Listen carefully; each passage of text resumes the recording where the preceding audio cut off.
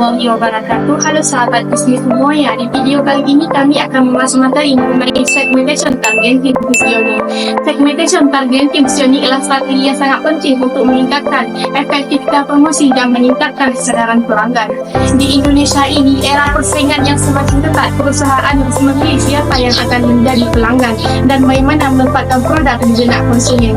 Kita tahu dalam dunia pemasaran ini tidak semua orang akan menjadi calon pelanggan kita, dan membuat strategi pemasaran yang efektif kita perlu mengenal konsep CPT tersebut. Ketiga konsep ini merupakan inti strategi pemasaran modern yang membantu perusahaan memahami pasar serta menentukan citra produk di benak konsumen.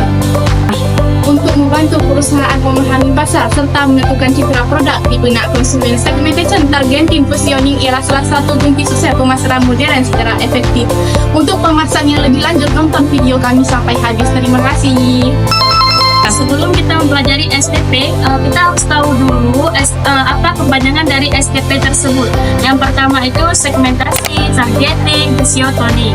Nah, segmentasi ini sering disebut juga dengan segmentasi pasar, yang artinya adalah proses membagi pasar-pasar yang luas menjadi kelompok-kelompok konsumen yang lebih kecil dan homogen berdasarkan karakteristik tertentu. Nah, tujuan dari segmentasi pasar ini yang pertama itu memenuhi kebutuhan dan keinginan konsumen, yaitu menyusun strategi pemasaran yang lebih efektif. Yang ketiga, mengoptimalkan penggunaan sumber daya perusahaan. Nah, ada 4 dasar dalam segmentasi pasar. Yang pertama itu segmentasi geografis. Ini berdasarkan atas letak wilayah, kota, provinsi, negara, dan iklim. Yang kedua itu ada segmentasi demografis. Ini berdasarkan usia, jenis kelamin, pendidikan, pekerjaan, pendapatan, dan status pernikahan. Yang ketiga ada segmentasi psikografis. Ini berdasarkan gaya hidup, kebiasaan, nilai-nilai, dan minat dari seseorang. Yang terakhir ada segmentasi perilaku. Ini berdasarkan dari kebiasaan pembelian, loyalitas, mencari manfaat, dan yang terakhir yaitu tingkat penggunaan. Untuk melakukan segmentasi pasar yang lebih efektif, kita harus memenuhi 5 syarat utama. Yang pertama itu measurable, yang artinya ukuran dan segmen yang dapat diukur. Yang kedua yaitu accessible, artinya segmen yang dapat dijangkau dan dapat dilayani. Yang ketiga itu substantial, artinya segmen yang sangat besar dan menguntungkan. Yang keempat itu differentiable, artinya segmen yang berbeda dengan secara jelas.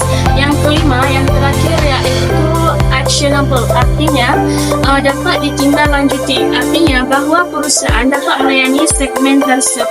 Nah, setelah mempelajari materi segmentasi, kita akan membahas tentang targeting.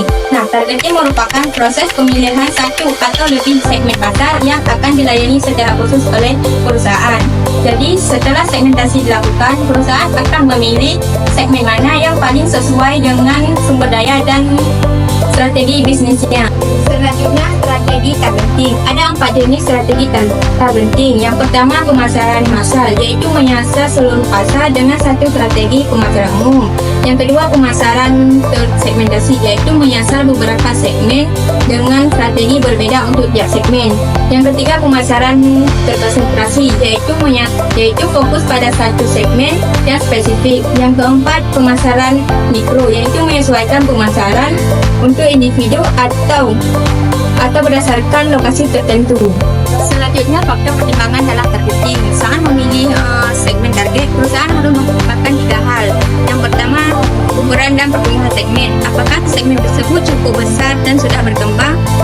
Yang kedua, daya tarik struktural segmen seperti tingkat persaingan, kemudahan akses masuk pasar, dan potensi profit. Yang ketiga, sumber daya dan kemampuan perusahaan. Apakah perusahaan tersebut punya sumber daya seperti modal, sumber daya manusia, teknologi, dan mampu melayani segmen tersebut. Contoh targeting. Yang pertama, mass market, yaitu perusahaan air mineral menargetkan seluruh konsumen tanpa membedakan demografi atau perilaku.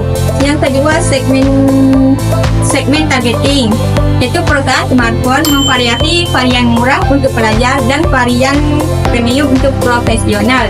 Dan yang selanjutnya micromarketing. Di sini pakaian kostum menargetkan individu dengan desain khusus sesuai permintaan.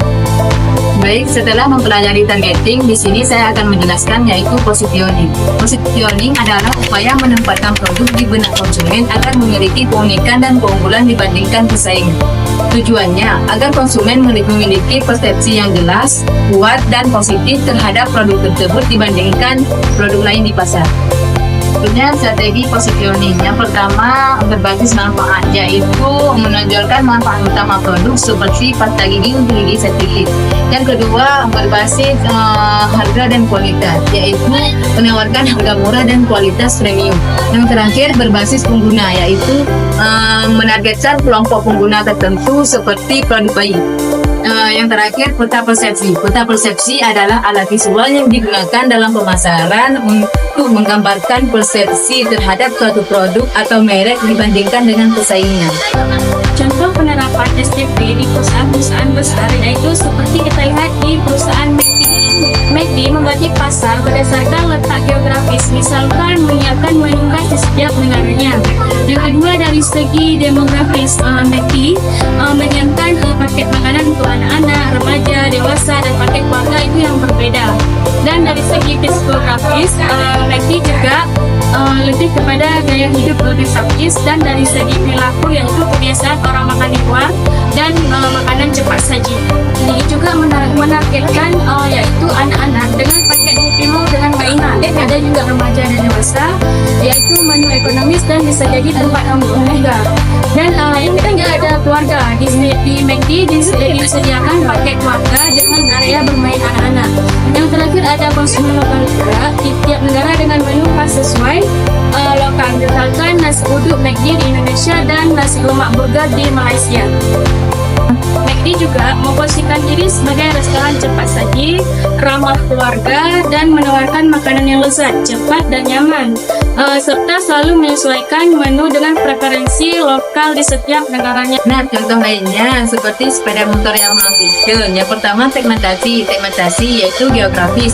Geografis Yamaha Vision tidak membatasi wilayah atau melayani seluruh segmen pasar di berbagai daerah. Yang selanjutnya demografis, yaitu menyasar semua kalangan dari kelas atas hingga bawah dengan penekanan pada usia produktif. Yang terakhir psikografis, yaitu ditunjukkan untuk konsumen yang menyukai tantangan, khususnya kaum pria yang suka menggerukut. Selanjutnya targeting.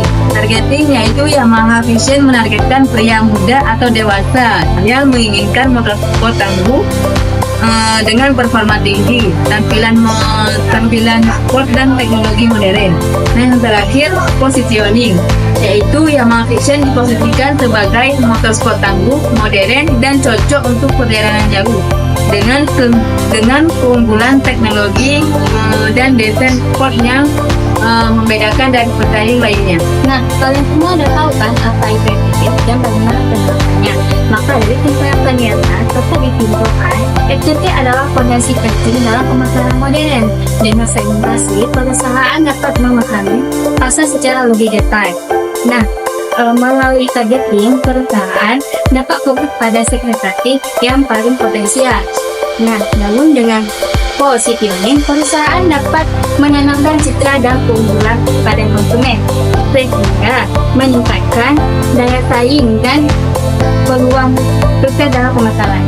Nah, dengan contoh-contoh di atas, kamu bisa melihat bagaimana setiap langkah STP diterapkan secara nyata. Melalui dari membagi pasar, memenuhi target paling potensial, hingga membangun citra produk yang relevan dan unik di minat konsumen. Setiap bisnis yang harus menyesuaikan strategi STP berdasarkan hasil riset pasar dan analisa kompetitor agar strategi pemasaran berjalan efektif dan menguntungkan.